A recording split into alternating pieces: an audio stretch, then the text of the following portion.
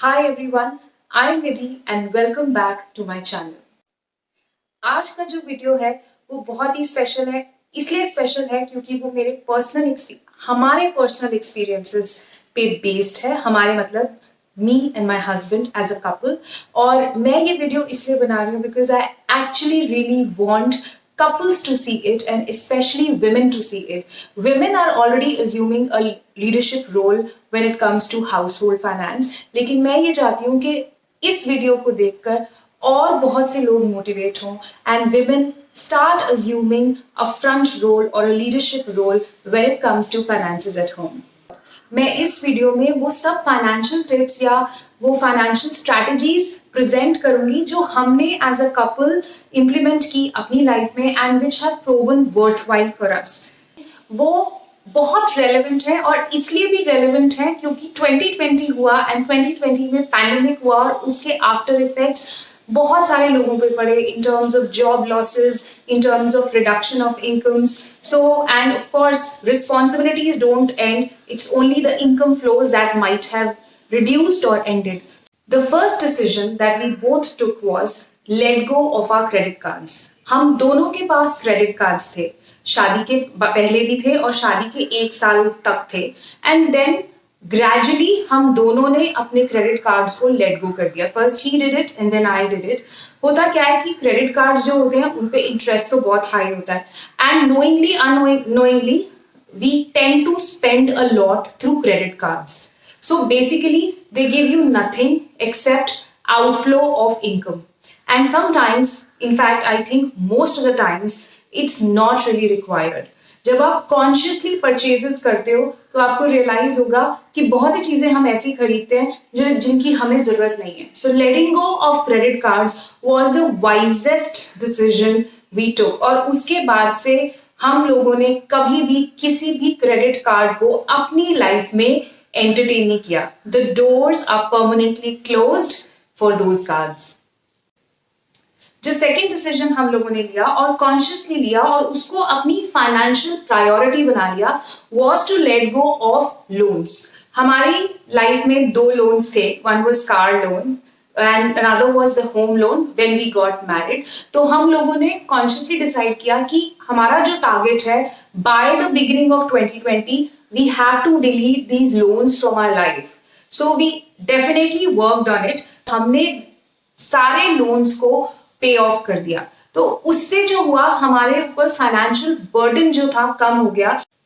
So a considerable part of income which was going towards the EMIs of these loans was actually now free for other use. जितना हो सके अपनी life में loan का जो factor है, date का जो फैक्टर है वो कम होना चाहिए, इनफैक्ट नेग्लिजिबल होना चाहिए। So that is why our primary focus is to not to get into any kind of a debt trap so that we have income for other things in life and other things में जो specially important होता है वो होता है wealth creation।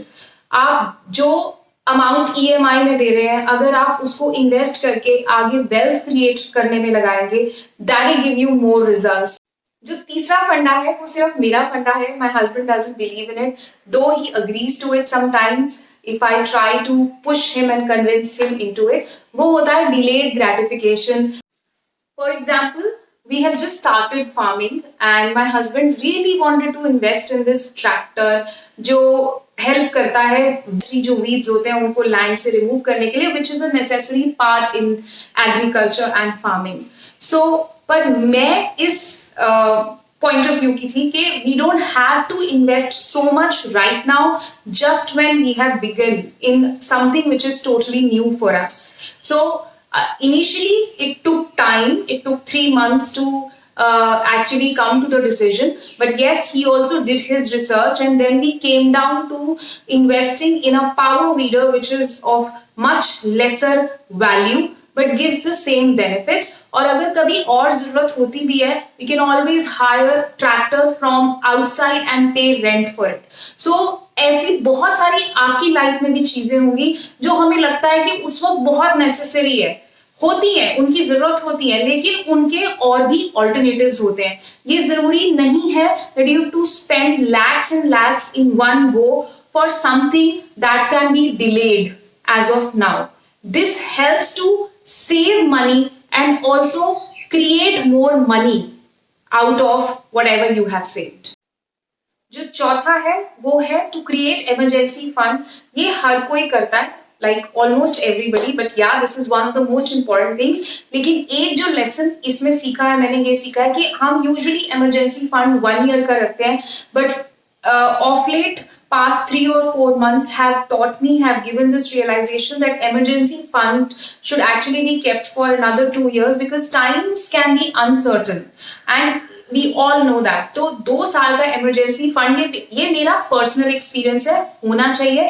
It can be in an FD or it can be in any other alternative like a liquid fund.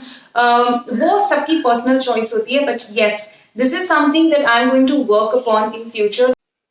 Fifth point, that property में invest करना है या नहीं करना है. Both me and my husband are of a view that एक property बहुत होती है, काफी होती है, वो कहीं पे भी हो सकती है. We are not of the view that वो स्पेसिफिकली इस पर्टिकुलर सिटी में ही होनी चाहिए. We all need just one house to live, one good comfortable house with facilities to live. There is no need, that's our personal experience, no need to block your capital as well as future money in form of EMIs in a house when you already have a house. Okay, it could be just anywhere. It's always advisable to pay rent wherever you are living and not to block your money in EMIs. उस money को जिसको हम EMIs में block कर रहे हैं, again मैं ये पॉइंट रिपीट कर रही हूँ, can be used to invest in any other form of investment which will create wealth for you in the future. एक से ज्यादा घर होने का हमें कभी भी ना तो एम्बिशन था, ना ही हमें उसमें कोई सेंस ऑफ पर्पस नजर आता है. Why do we actually need it when real estate is so expensive and there's so much confusion right there? The sixth point is for both people in marriage, that जब भी आप कोई financial decision लेते हो, whether it's about saving or it's about some cash outflow or it's about investment, it should be mutual. One person should not be doing it. और अगर ऐसा है कि एक को ज्यादा knowledge नहीं है, at least it should be communicated well. The reason कि वो investment या वो saving क्यों हो रही है या वो कहाँ हो रही है, everything must be very clear. And I personally feel that every woman should be actively participating in financial investment. आपका financial background नहीं है, कोई बात नहीं, you can always educate yourself. इतना सब content है, online है, books हैं, जरूरी नहीं है कि वो इंग्लिश में हो, लेकिन अब बहुत जरूरी है कि हम अपने आप को एजुकेट करते रहें, सिर्फ सेविंग के बारे में नहीं, इन्वेस्टमेंट के बारे में. And women should be encouraged to take investment decisions. So why? Because मैं शादी से पहले भी अपने मनी को मैनेज करती थी, इन्वेस्ट करती थी. I made mistakes and I learned from them. मैं अभी भी करती हूँ.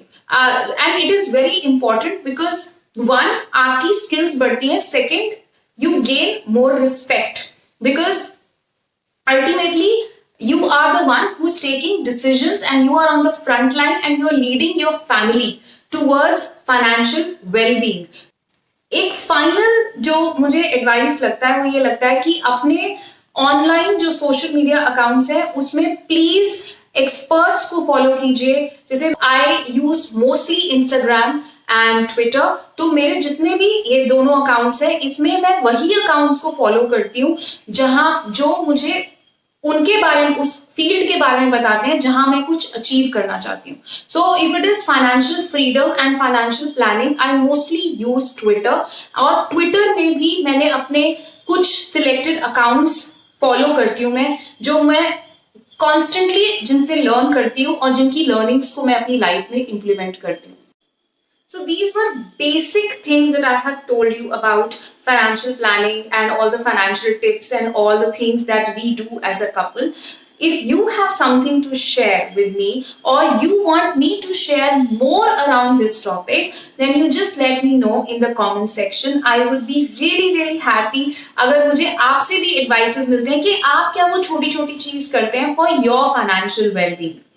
Also, if you have really liked this video, please do give it a like, do comment on it and subscribe to my channel.